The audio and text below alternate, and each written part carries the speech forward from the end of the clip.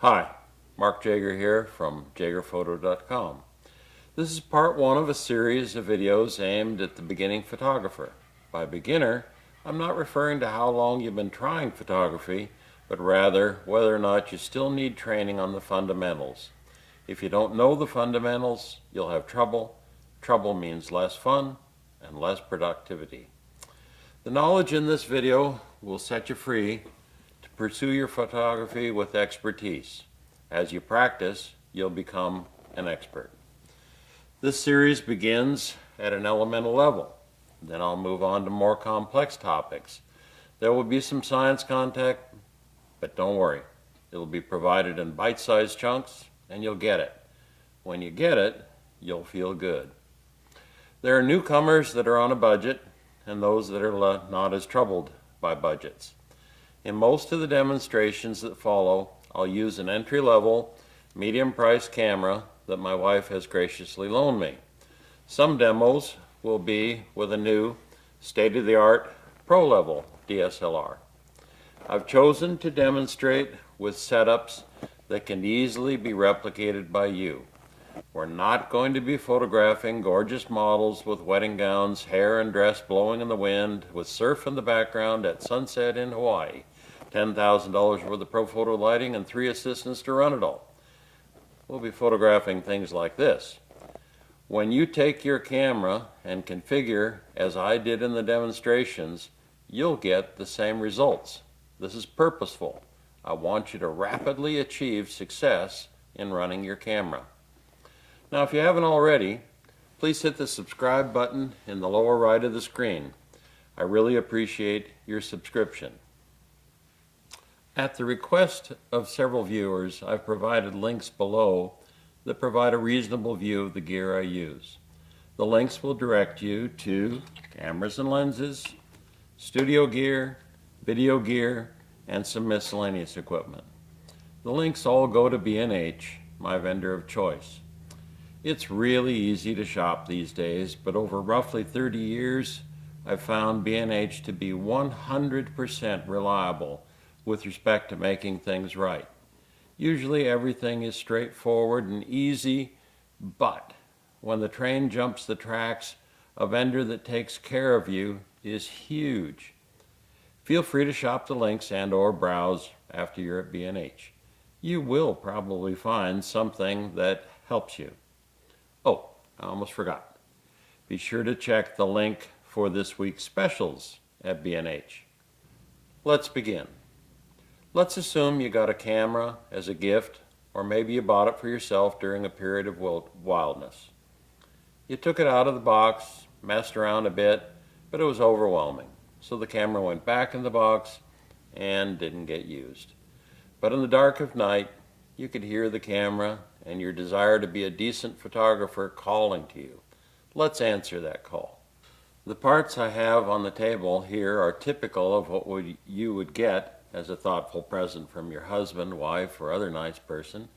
In addition to the camera body, we have 2 lenses left over from a film camera that still work with the 7100. And we have the user's manuals, which at least in North America come in Spanish and English. And you have your battery charger, a power cord for the charger if you don't want to plug it in directly, and a battery. This equipment is enough to get going. If you only have one lens, it doesn't have to be anything in particular. We can get going with just about any lens that you have. This guy is going to be your friend. The Nikon D7100 is a crop sensor camera that is representative of a medium budget quality starter camera. The 7100 sells for less than $700. If you don't have a Nikon, don't worry. Your DSLR will be just fine. The things that I will show you will be available features on just about every modern DSLR. There will be some differences in nomenclature, but it will basically work. There may be some among you that say, well, why don't you explain my ABC brand camera?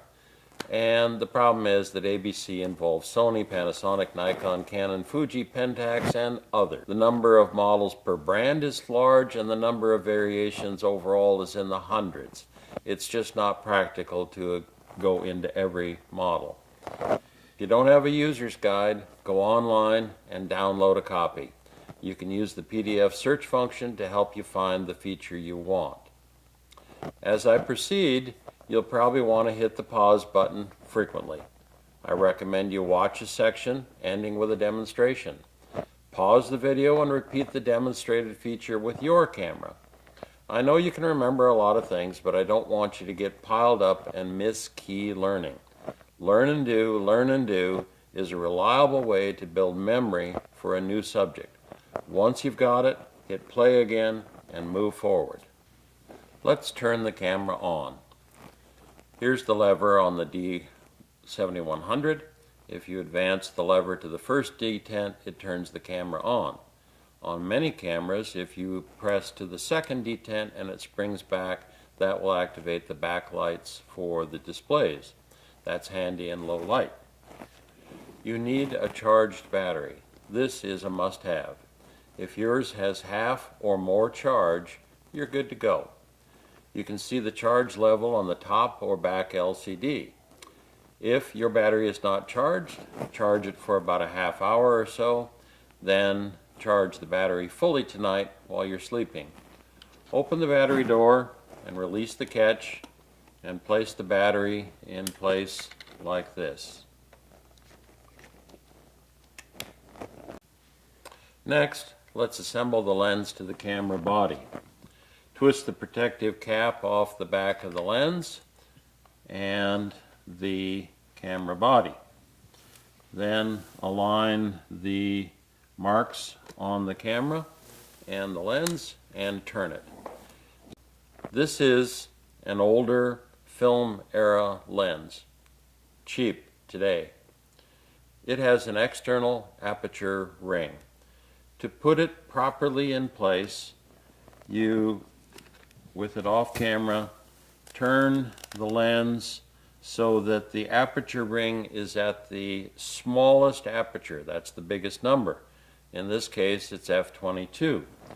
Line up the 22 with the camera mark, jiggle it a little bit to make sure it fits, and twist it a small part of a turn, and it will lock. There'll be a nice click when it locks. The direction to twist varies by manufacturer. Just twist gently one way. If it moves, keep going. If it stops, go the other way. Now that the lens is on the camera, let's add the lens hood. It's a fairly simple locking mechanism. The lens hood has two very good uses. The first is that it keeps stray light from hitting the front element of the lens. This light can lead to unwanted flare that will show on a photograph. The second benefit of the lens hood is protection of the front element from physical damage. If you are bashing into things, that lens hood will help protect the front element of the lens. Some photographers don't use the lens hood indoors, but I feel it's useful to use the hood all the time. Next, let's check to see if a memory card is in place. You open the trap door here. In this case, there is an SD card like that. This memory card 1 or 2 is another must-have component. Almost any capacity will get you started. Obviously, with greater storage capacity, you can store more photos. First thing you need to do with your camera is open the door and make sure you have at least one card in place. If you don't recognize what you need, read your user's guide to learn what is required. If someone has messed with your camera, I suggest that you reset to factory settings. For the Nikon D7100, there is a 2-button reset. You press and hold the ISO button and the flash compensation button for 2 seconds, and factory default values will be restored. For other Nikons, for the reset, you navigate to the setup section and then scroll down to reset. You activate and accept reset. This gives a clean start to your camera, and most cameras will work fine right out of the box. So this means you get a quick start without having, I'll call it, a confusion factor added to your startup. Now, for the D850, I don't use a strap. If your camera has a strap, you can fasten it in place. Straps are a personal preference. Some shooters like the OEM neck strap, with Nikon and written on it, or Canon, and others like aftermarket straps. Still others like the camera band, simple carrying of the camera in the hand. You can check out some of the possibilities in the gear section at the end of this video. DSLRs typically have 4 modes: program, aperture priority, shutter priority, and manual. We're going to begin with program mode, as this is the Nikon camera default mode. We'll skip aperture, shutter, and manual mode for now. We'll definitely hit those on later parts of this video.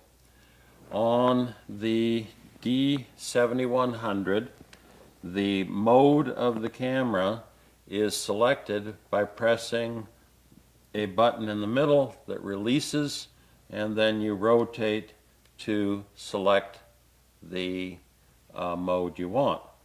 We're going to be selecting P. In program mode, you can basically just point and shoot. The quality of the exposure will be reasonable.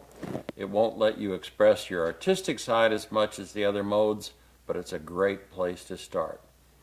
With the camera turned on, put the viewfinder up to your eye and look at a blank wall, or the lines, text, and glyphs in the viewfinder in focus.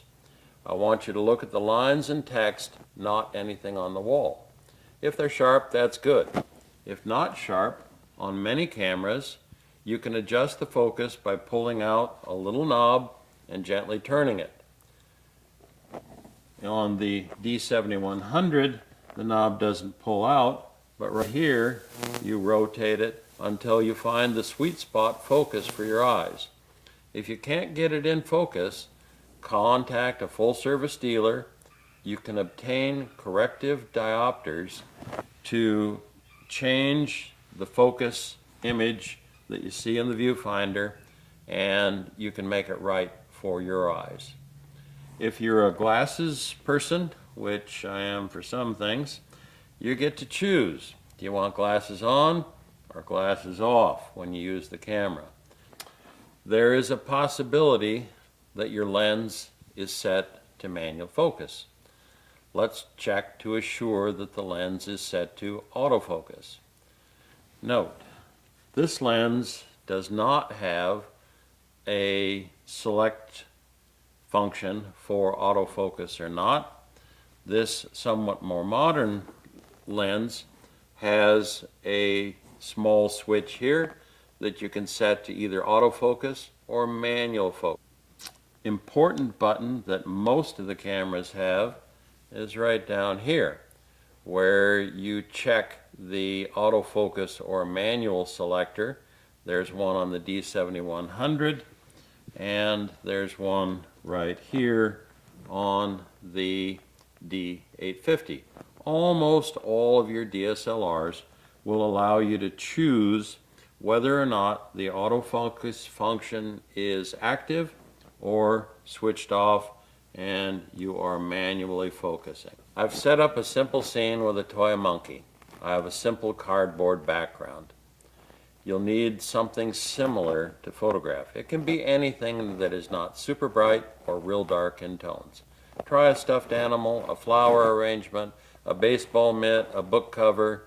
If you're indoors, turn all the lights on in the room. Now, I have video lights turned on, so it's fairly bright, but if you don't have pretty good light, bring a portable lamp in and turn it on to bring the average light up in the room. It should be equivalent to a normal office or task lighting environment. You don't want to try your early photography efforts in the dark. If you're doing this outside, do so in open shade as opposed to direct sunlight. Now, grasp your camera. Put the eye to the viewfinder and center your subject. Slowly press the shutter release button with your right index finger. First, the camera should focus, and then the shutter will fire, capturing the image. Let's chimp the camera. Chimping is a fun term to describe the photographer looking at the back LCD while making sounds like ooh ooh, similar to the chimpanzee cheetah in the Tarzan movies. Here is the LCD on the 7100 after we took the monkey picture.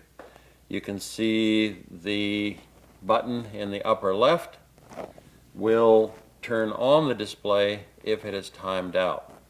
The multifunction button rocks back and forth to go through the images that are in memory. Once you get the image you want, you can use the plus and minus buttons on typically the left side of the display, and you can zoom in and with the multifunction selector scroll up and down, left and right. If you unzoom, meaning press the button minus several times to get to the native resolution, you can then use the multifunction button to go to other pictures. If while you have a picture displayed you use the multifunction button downward, the parameters used for that photo will show in the display. Notice that the exposure is pretty good. The monkey is focused, his fur looks real. You knowingly or unknowingly let the camera make some decisions for you. But you say, I want to be the master and commander of my camera. I want to know about the decisions it is making. I want to make some of the decisions myself. Smile. We go forward towards that goal. Let's examine what just happened when we took that shot. You composed the photo.